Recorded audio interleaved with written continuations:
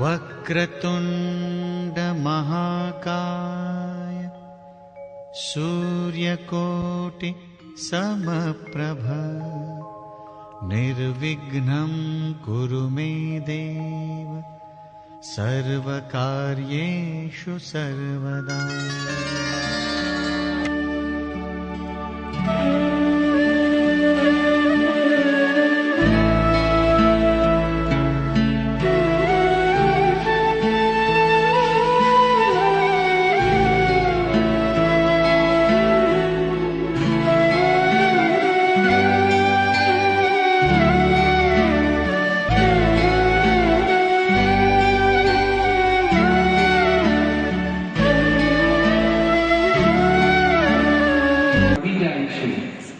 મને એમ થાય છે કે આપણે એમ કહીએ છીએ કે સ્ત્રી એટલે વેદનાની મૂર્તિ, સ્ત્રી એટલે સજ્જનતાની મૂર્તિ, સ્ત્રી એટલે દયા અને માનવતાની મૂર્તિ.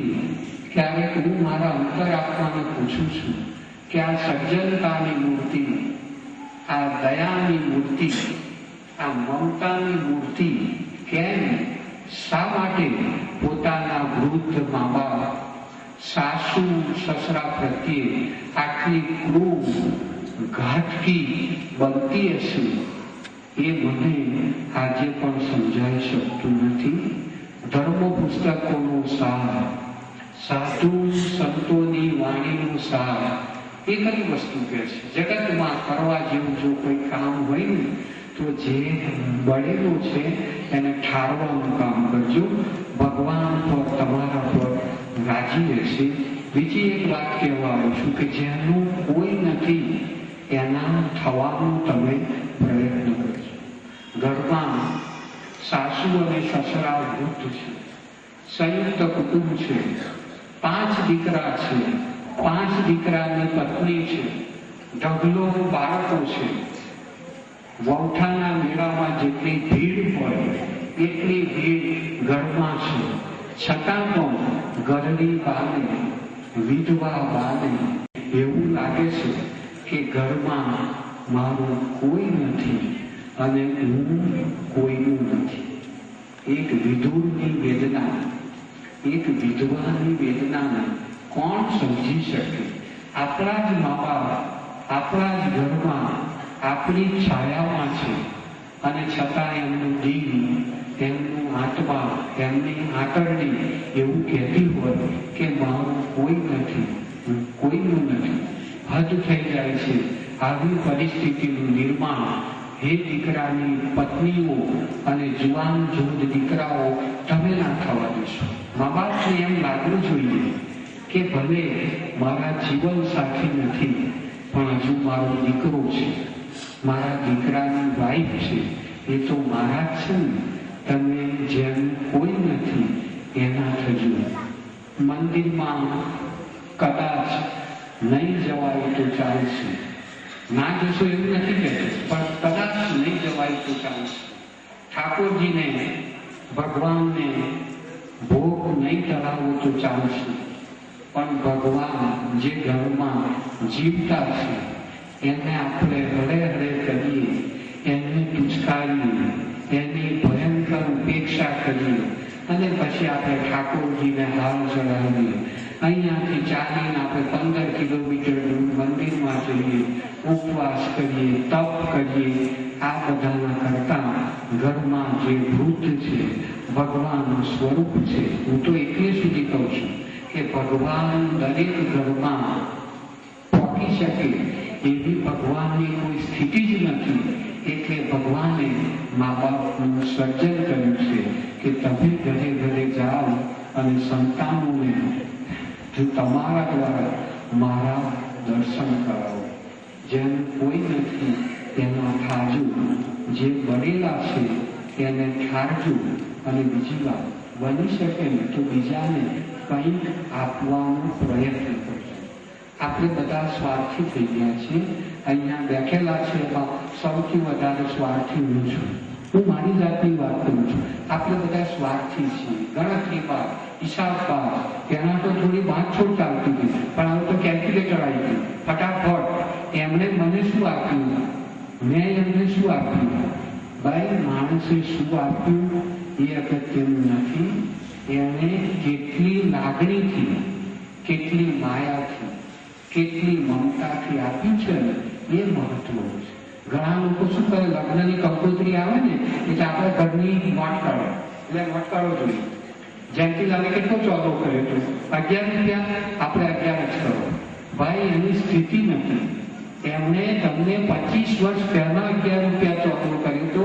આજે તમે વળી જે ડીશ જમવા જવાના છો ને, 120 રૂપિયાની ડીશ છે. ક્યાં 11 રૂપિયા ચોદો કરો છો? કોણે શું આપ્યું એ નથી જોવાનું, કોણે કેટલા ભાવથી આપ્યું. તમે જુઓ, સુદામાને જુઓ, શું લઈને ગયા હતા ભગવાનને ઘેર? તાંદુલ. તો કૃષ્ણ ભગવાન એવું નક્કી કર્યું કે સુદામાએ મને તાંદુલ આપ્યા છે એટલે હું પણ એમને તાંદુલ આપી દઉં. એક પોટલી તાંદુલના બદલામાં સુદામાએ કશું જ ના માંગ્યું, છતાં ભગવાને આપવામાં કશી જ કચાશ રાખી છે ને. માનવીને શું આપ્યું એના કરતા કેટલા ભાવથી, કેટલી લાગણીથી, કેટલા હૃદયના ઉમળકાથી. એટલે હું તમને કહું છું, બને ને તો કોઈની પાસેથી લેવાની વૃત્તિ ના રાખશે. ભીખના હલવા ક્યારેય સીકે ચડતા નથી. કોઈનું લઈને રાજી થવું ને એ દુષ્વૃત્તિ છે. કોઈને આપીને રાજી થવું ને એ દૈવી વૃત્તિ છે.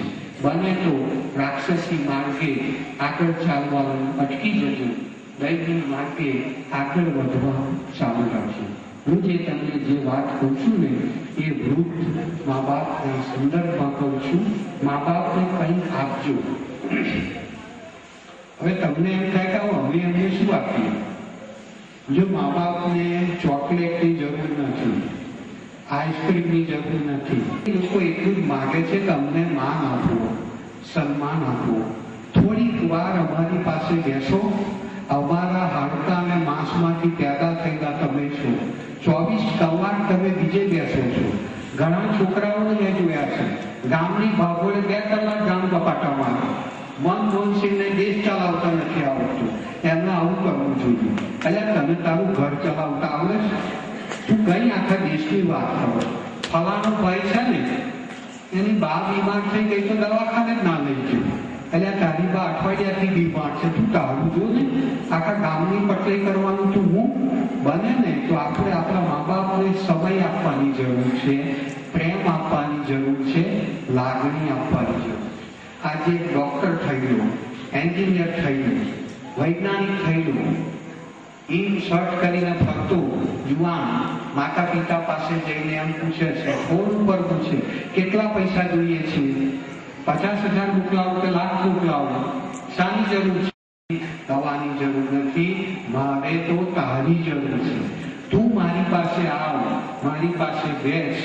એક મા પાસે પોતાનો દીકરો હોય, બાપ પાસે પોતાનો દીકરો હોય, એનાથી વધારે અપેક્ષા મા બાપ દુનિયામાં બીજી કશી જ રાખતા નથી. પણ આપણે એ અપેક્ષા તો પૂરી કરી શકતા નથી. મેં ઘણા યુવકો અને યુવતીઓ એવા જોયા છે કે વિદ્યાનગરમાં મકાન બનાવી રહ્યા છે. બહુ સરસ, ભગવાને લક્ષ્મી આપી છે, બનાવો. હું એમને પૂછું, ભાઈ તમારું વતન કઈ? કે વિદ્યાનગરથી 4 કિલોમીટર દૂર. 4 કિલોમીટર દૂર. ત્યાં કોણ છે? તો પપ્પા અને મમ્મી.